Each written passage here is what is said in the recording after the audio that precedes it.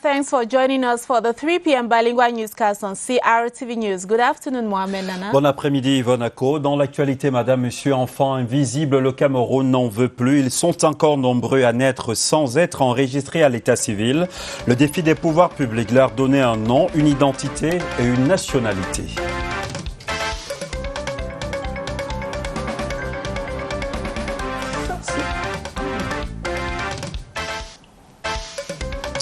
Cameroon is currently witnessing a rapid increase in the number of COVID-19 patients, with about 33,749 cases recorded since the outbreak of the pandemic.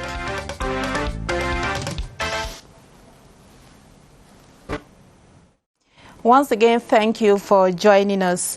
We begin with this story. The Director General of Elections has addressed a circular to regional delegates proposing the amendment of the Electoral Code. The note signed by Dr. Eric Esuse is calling on the regional delegates to reflect on appropriate proposals to modify the Electoral Code, which has been a source of controversy during recent elections. In the following write-up, Rita Makan looks at the meaning of the law amendment. Her report.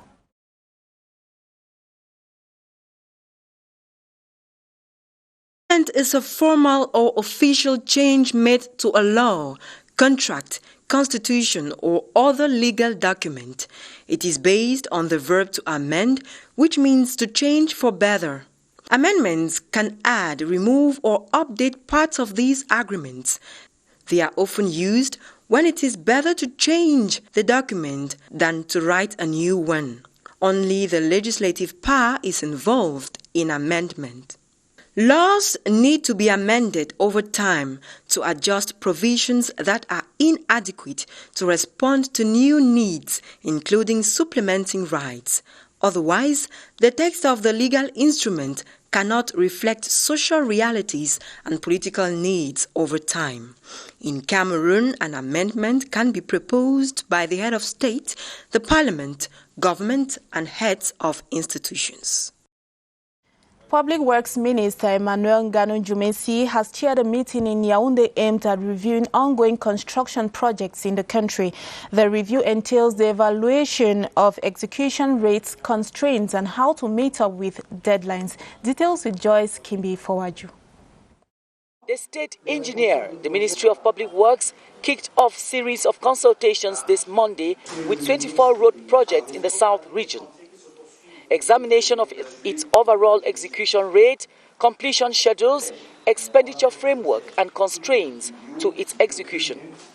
Roads, motorways, and structure projects were included. Though the execution rates are acceptable for most of the project, generally constraints like the non-OLED payment of bills are haunting the smooth execution of these road projects. Execution rate is at 87%, but we need supplementary financing to pay workers and complete works by the 31st of December 2021. The review is done by the project owner, contractors in charge of the works, technicians and geotechnicians control missions. Road network in all the 10 regions of Cameroon will be examined within the exercise that ends next Wednesday. As part of the continuous implementation of the policy of simplifying tax payment procedures initiated by the Ministry of Finance, the certificate of registration is now available online thanks to the e-bulletin application. Laura Bataia and Jang tells us more. Finance Louis Paul Mutaze is pleased to report to the knowledge of public opinions and particularly state officials as part of the continued implementation of the policy of simplifying procedures initiated by its ministerial department and due to numerous requests from the Director General of TAF.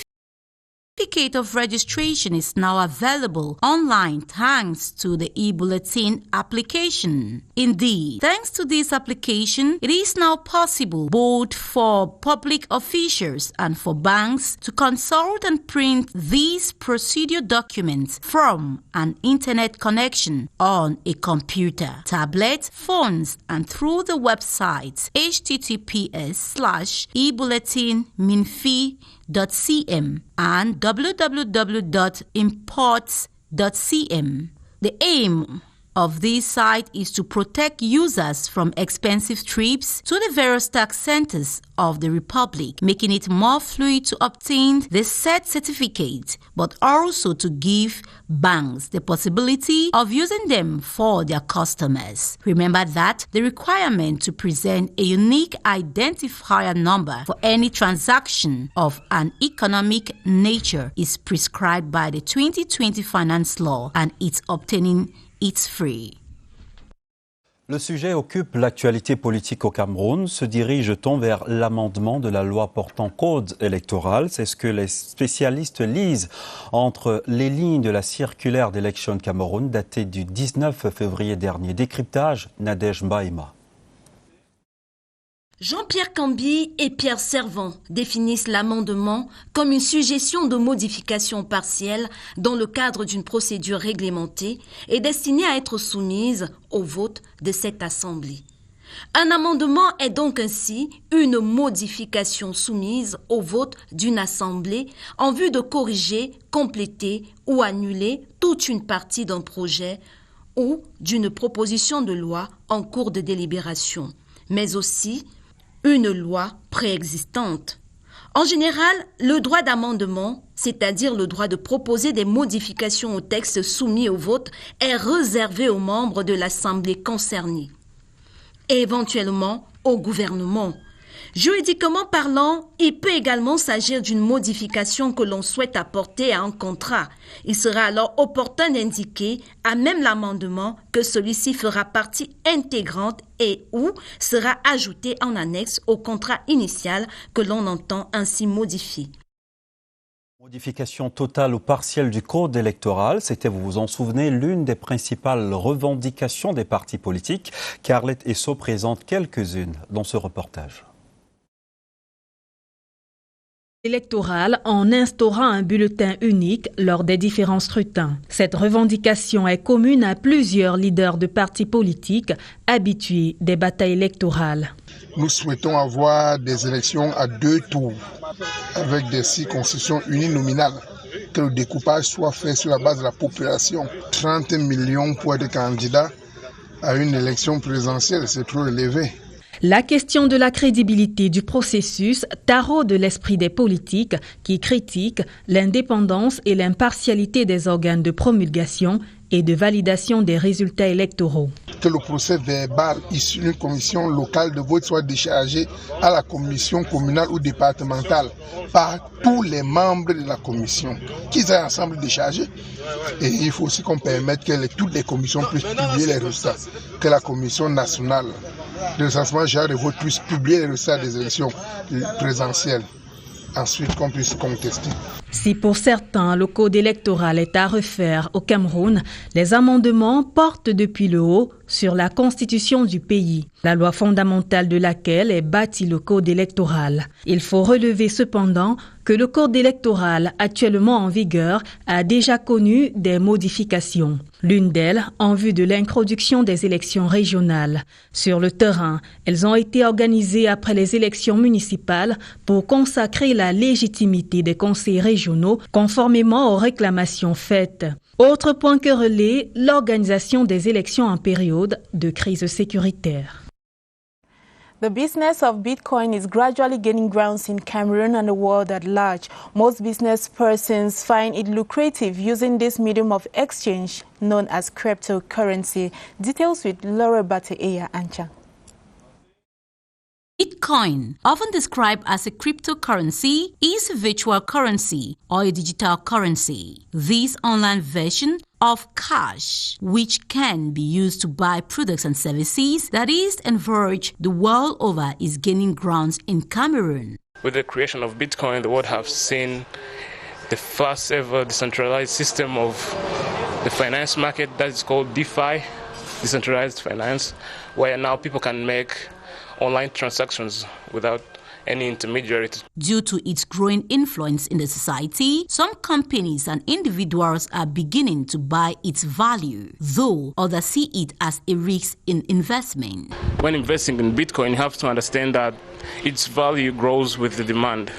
So as long as the demand is still rising, the price goes up, knowing that there is no one like controlling the whole transactions and stuff. So I think it's a great innovation. With its rising number of users, it is evidence that Bitcoin has come to stay.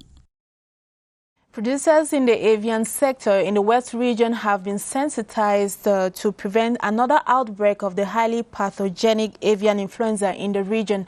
This was during a meeting in Bafoussam presided over by the regional delegate of livestock, fisheries and animal industries. Details with Ngu Henry.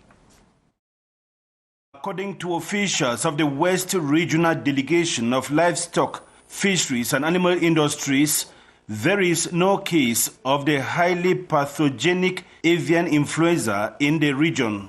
But since there is an outbreak of the avian flu in neighboring Nigeria, the sensitization meeting was to bar the way to the H5N1 in the West. We had an information from the hierarchy that concerns the outbreak of the highly pathogenic avian influenza in Nigeria. Our main aim is to keep them alert what is currently going on as far as the highly pathogenic avian influenza is concerned. Producers of the avian sector have been enjoined to take all the necessary measures to prevent another outbreak of the avian flu. What we urge them to do is to also notify if there is a particular problem within their areas of production, and also to urge them know that the highly pathogenic avian influenza, it's a disease that can ravage every sector that concerns maybe the pig sector as well. The regional delegate of livestock, Dr. Oswald Mpok, has called on poultry farmers to contribute to prevent the H5N1 from entering the region. Let's now talk health in this newscast. The number of COVID-19 cases keeps increasing in the country, and this has been attributed to the non-respect of barrier measures to halt the spread of the disease. Clarence Gay reports. Recent updates from the Ministry of Public Health indicate the number of COVID-19 victims is over 30,000 with close to 600 deaths. This drastic increase explains the non-respect of government's barrier measures against the pandemic. A good number of the population no longer adhere to the obligatory wearing of face masks. There is the absence of social distancing. Hand-washing buckets, hand sanitizers, among others, that used to be part and parcel of every institution are completely absent. We have noticed at the level of our population that with the release of the barrier measures by the government, the population has become a bit relaxed. So what we are doing at the level of the council is to continue to sensitize them and to encourage them to continue the practices of the riposte measures against COVID-19, which include social distancing. We practice social distancing during our celebration of marriages, and also we insist that our users wear their mask. This uncivic behavior is also common in the transport sector. Operators of this sector no longer ensure passengers put on their face masks and respect social distancing. However, the disrespect of these barrier measures to mitigate the spread of the pandemic continue to expose many to the virus, which eventually leads to death. Thanks for joining us for the 3 p.m. bilingual newscast on CRTV News. Mohamed, you'll be talking about Made in Cameroon. Tout à fait, Yvonne. Le Made in Cameroon a désormais sa vitrine à Yaoundé, au quartier Tinga. La plateforme d'exposition des produits agro-industriels camerounais a été officiellement inaugurée par le ministre du Commerce, Luc Magloire-Mbarga, à Tangana. En présence d'autres membres du gouvernement, le corps diplomatique était également présent aux côtés des investisseurs et partenaires du secteur agricole camerounais. Cérémonie très courue, vous le voyez en image, par un public diversifié venu déguster les bons et purs goûts du label camerounais. Dans la foulée, la construction d'un bâtiment qui abritera les services de cette plateforme au quartier Mvok-Beti est annoncée pour les très prochains mois. Allocution, félicitations et visite des rayons ont meublé cette cérémonie dont l'initiative a également été célébrée sur les rythmes traditionnels du Cameroun. Suite à présent de notre série sur le Bitcoin, cette crypto-monnaie dont la valeur évolue de façon significative. En une année seulement, elle est passée de 8 000 à 34 800 $, une progression impressionnante de cette monnaie virtuelle destinée à changer radicalement la dynamique de l'argent à travers le monde. Explication Yvonne Gaël Avebeu. Grâce à sa théorie de la parité des pouvoirs d'achat, le Bitcoin, cette crypto-monnaie dans son rôle essentiel d'intermédiaire des échanges, convainc de plus en plus d'institutions et d'investisseurs bien connus allouent des fonds en Bitcoin ou ont déclaré y être ouverts, ce qui n'a pas manqué de gagner la confiance de nombreux acheteurs. Le Bitcoin, c'est une innovation. Le Bitcoin est arrivé au moment où il y avait une crise financière, la crise du subprime, où la population avait de moins en moins confiance au système bancaire. Et quelqu'un, c'est la personne de Satoshi Nakamoto, a proposé une solution, parce qu'il avait dit en 2008 qu'il travaillait sur une solution de paiement sans intermédiaire. Et lorsqu'il a mis ça sur pied, des personnes ont commencé à étudier et petit à petit, avec la publicité, les premières personnes qui ont commencé à étudier n'ont pas trouvé de dysfonctionnement. Et avec du temps, comme on dit, lorsqu'un produit est mis sur pied, cela prend un certain temps pour monter en puissance. Et aujourd'hui, c'est devenu quelque chose d'intéressant. Le Bitcoin a séduit de nombreux utilisateurs et veut également séduire les observateurs encore méfiants. Empruntons une moto à présent. Le secteur des mototaxis à Douala roule sur l'axe de la réglementation. Les membres de ce secteur viennent de prendre langue avec le gouverneur Samuel Dieudonné Iva Dibois. Explication dans ce reportage signé Frandiam. En raison des dérives connues par la campagne d'assainissement dans le secteur des mototaxis, le gouverneur de la région du littoral a repris le guidon pour réitérer l'impératif d'arrimage à la loi des motards exerçant dans son territoire. Le secteur des mototaxis, n'est-ce pas, connaît une réglementation assez fournie avec les textes du Premier ministre et autres transports. Cependant, nous sommes à plus de 3 500 000 habitants, ce qui fait que la débrouillardise est un peu au rendez-vous. C'est chacun qui prend sa moto et s'engage à faire ses activités sans pièce d'identité. Pour ce nouveau démarrage, la mairie de la ville de Douala va dans les prochains jours instaurer des chasubles obligatoires contenant à la fois le logo de la mairie de ville à l'avant, celui des mairies sectorielles, l'identité du motard à l'arrière. Les corporations qui tirent profit et joie de cette relance s'engagent à parfaire la campagne. On a saisi environ 95 motos qui ont été mises en fourrière et on a eu 716 mototaximètres qui se sont rapprochés de nous pour s'inscrire de manière pacifique. Et maintenant, on a formé 606 de ces mototaxis. Ça veut dire que cette action qui a été lancée est une action salutaire. Le champ passé, les mototaxis de Douala accélèrent déjà le pas vers la canne pour mieux servir les usagers. Some 420 birth certificates have been handed over to some inhabitants of Ngoila in the Upper Nyong division of the East region. This is fruit of a partnership between the Ngoila Council and the East Regional BUNEC office. Mati Mabu completes that story from Bretwa. Historic. That is how we can best describe the atmosphere at the Ngoila City Council premises when 420 inhabitants received birth certificates for the first time. The birth certificates, as they were told, will permit them to be identified as Cameroonians, purchase electoral voting cards, get married, travel free, or facilitate their financial transactions. Ngoela, this border locality to Congo-Brazzaville, is the crossroads of other divisions like Jum in the South region and the Bumba Ngoko, and a border locality to Congo-Brazzaville.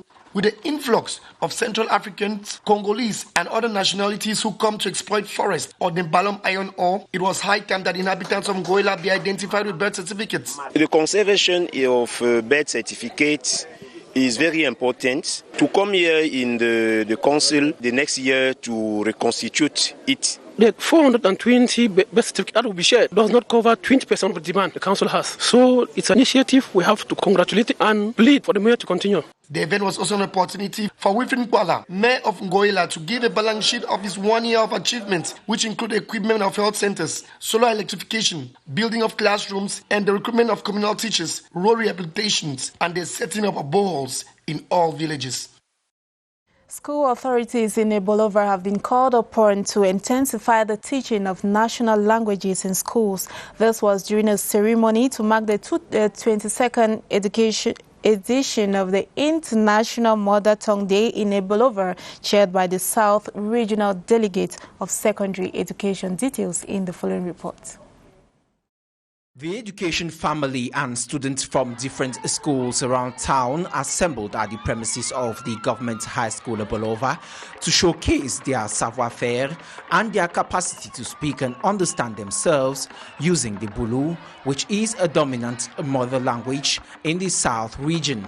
Cultural display, fashion parade, drama, poems and sketches using the Bulu vernacular, as well as the exhibition of traditional cuisine and works of art were at the center of the activities that mark this year's International Mother Tongue Day, pegged under the theme Fostering Multilingualism for Inclusion in Education and Society. Given its importance in a society's development, the South Regional Delegate of Secondary Education, Micheline Serge Mbita, while presiding over the commemorative ceremony, urged school authorities to beef up the teaching of the mother tongue in schools. National languages are very important. You know, we need to preserve our identity. We need to know where we come from and the culture of our region. So we need to teach national languages to our children in order to preserve what our ancestors gave us in heritage. At the end of the event, the students expressed the desire to be more versed with their mother tongues, which they say is a major tool for integration. La Journée internationale de la femme peine à faire ses nœuds, la faute à cette étoffe qui fait toujours parler d'elle. Le pain dédié à la célébration du 8 mars se fait rare à Berthois. Dans les ateliers de couture et autres points de vente, les femmes le cherchent, mais en vain. Georges, Alain et Yango, reportage. Journée internationale de la femme, les traces du pain du 8 mars sont quasi introuvables à Berthois, dans bon nombre d'ateliers de couture. Aucune livraison ni commande enregistrée jusqu'ici, à contrario des années antérieures à la même période. Il n'y a rien. Comme vous le voyez là, c'est sec. On avait d'abord dit qu'il n'y a pas la fête, c'est pour cela que les femmes se sont découragées. Moi, je n'ai même pas encore les commandes. On me dit que j'attends à la fin du mois. On voit que l'année-ci, c'est un peu dur. Parce que quand on coule le 8 mars, ça nous permet aussi de faire nos impôts avec. Il faut parcourir pratiquement tout le marché central de Berthois pour tomber sur quelques pièces du pain du 8 mars, déjà cousu par maman Sylvanie, qui attend encore cependant en vain d'être sollicitée. Il y a là un peu le pain du 8 mars au marché. On ne demande pas encore. Peut-être c'est à la dernière minute que les femmes vont sortir pour demander. Nos efforts pour en savoir davantage sur la disponibilité du pain vedette au sein du point de vente agréé de Berthois seront également vains. Seuls les mannequins immobiles nous accueillent sur place avec tout à côté la mention du prix homologué à 6 800 francs CFA. Et en attendant le pain, parlons football. Il y a match ce soir. Les 8e de finale de la Ligue des Champions se poursuivent ce mardi. 2 affiches alléchantes. Le Bayern de Munich, détenteur du titre, se déplace pour affronter la Lazio. L'Atlético Madrid sera face à Chelsea à Bucarest. Collins Mbiama est déjà dans le match. L'affiche entre l'Atlético Madrid et Chelsea s'annonce et de son côté a enregistré un match nul en championnat. Les Blues restent sur une série positive de 5 victoires et 2 matchs nuls depuis l'arrivée de Thomas Tuchel. Le coach allemand passera son premier test d'envergure pour ce match aller prévu, contexte sanitaire oblige, à Bucarest en Roumanie. Dans l'autre duel du soir, le Bayern Munich, champion en titre, se déplace en favori à Rome pour y défier la Lazio. Les Bavarois restent cependant pour essayer de maintenir le Bayern la tête sous l'eau. Coup d'envoi des deux rencontres, 21h. Parlons à présent de la Coupe d'Afrique des Nations de moins de 20 ans. Exit la phase de groupe, place au quart de finale qui débute le 25 février prochain. Le Cameroun, parti comme favori du groupe A, ouvre le bal avec le Ghana au stade olympique. Affiche signée Esther Aïmbokou.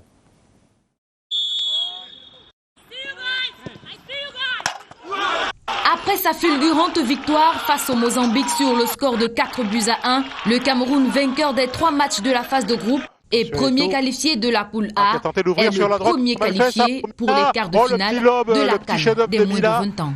Les poulains de Christophe Ousmano affrontent le Ghana, qualifié parmi les meilleurs troisièmes à l'issue de la phase de groupe. Ngoma qui centre bien, le ballon dans la surface. Oh, l'occasion énorme! Et le but, il est magnifique! Meilleur troisième également, les Tunisiens qui se sont fait peur face à la RCA. Croisent le Maroc, premier du groupe C, le 25 février prochain, au stade Sheikh Ol Boidia, Nouakchott. La bande à El Mehdi Moubarak a eu son salut grâce à la victoire 3-0 cintrée de la Tanzanie lors de leur dernière rencontre. Dans le camp adverse. Le Burkina Faso, premier du groupe B, partira légèrement favori devant l'Ouganda, deuxième du groupe A. Le but contre toute attente. Les deux qualifiés surprises dans cette compétition, la Centrafrique et la Gambie, qui ont terminé deuxième de leur groupe respectif, s'affrontent le 26 février prochain pour un billet en demi-finale de la 22e édition de la CAN U20 en Mauritanie. Cameroun-Ghana, un quart de finale qui aura le goût d'une finale. Et c'est sur cet élément que cette session d'information bilingue se referme au nom des équipes techniques et rédactionnelles. Merci madame, monsieur de nous avoir suivis. Prochain rendez-vous avec l'actu tout à l'heure à 17h. C'est bien cela, Yvonne. Exactly, Mohamed Nana. Thank you for watching. Programs continue on CRTV News.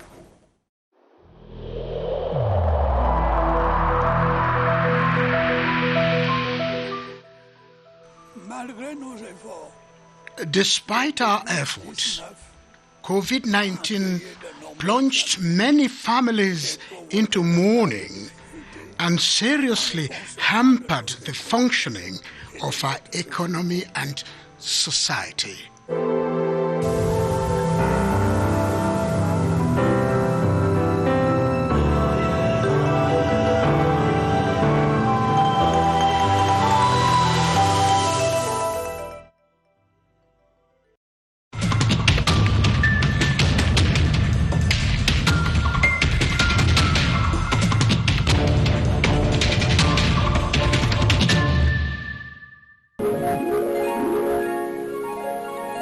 CRTV News, ici, toute l'info.